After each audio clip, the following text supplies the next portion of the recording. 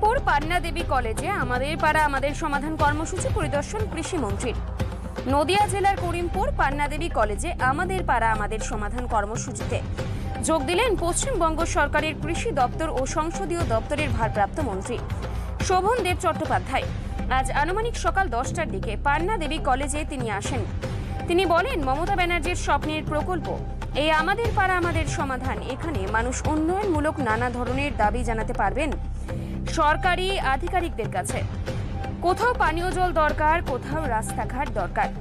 আজকের ওই কর্মসূচিতে উপস্থিত ছিলেন নদিয়া জেলা পরিষদের সভাপতি, অতিরিক্ত জেলা শাসক নদিয়া, তেহট্ট মহকুমা শাসক, বনভূমি কর্মাধ্যক্ষ নদিয়া জেলা, করিমপুর 1 নম্বর সমষ্টি উন্নয়ন আধিকারিক, করিমপুর 77 নম্বর বিধানসভার বিধায়ক, করিমপুর 1 নম্বর গ্রাম পঞ্চায়েতের অধীন সমস্ত জনগণ ও নেতৃত্বরা।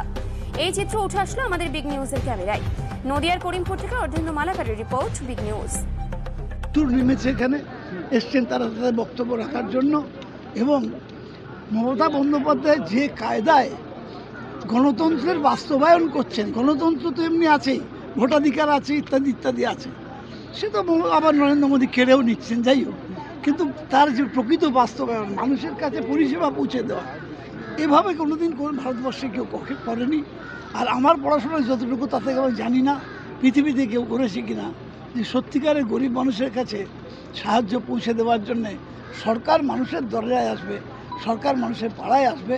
অত্যন্ত ভালো হচ্ছে এই জায়গায়। দেখলাম আমি কলকাতায় কম করে 25টা পাড়ায় সমাধান করে এসেছি, এখানেও দেখলাম খুব ভালো হচ্ছে। বিজেপি কুৎসা করছে এই উন্নয়ন দেখে। আরে ভাই, যারা কুৎসা করতে অভ্যস্ত তারা কুৎসাই করবে।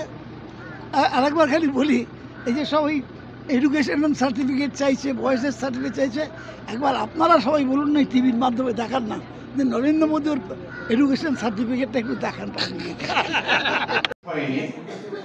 আমরা বা আপনারা ওনার কাছে দাবি জানাবো। সুতরাং সেই মর্মে কাউরি যদি কোনো কিছু বলার থাকে তারা নিশ্চিতভাবে বলবে। আমাকে কিছু বলতে বলা হয়েছে, আমি জানাই সেই তাকে যার মধ্যে একদিকে আছে মোহনদাস করমচাঁদ গান্ধীর ত্যাগ, স্বামী বিবেকানন্দের তেজ, নেতাজি সুভাষচন্দ্র বোসের বীরতা। তিনি হলেন পশ্চিম বাংলার প্রথম মহিলা মুখ্যমন্ত্রী মমতা বন্দ্যোপাধ্যায়।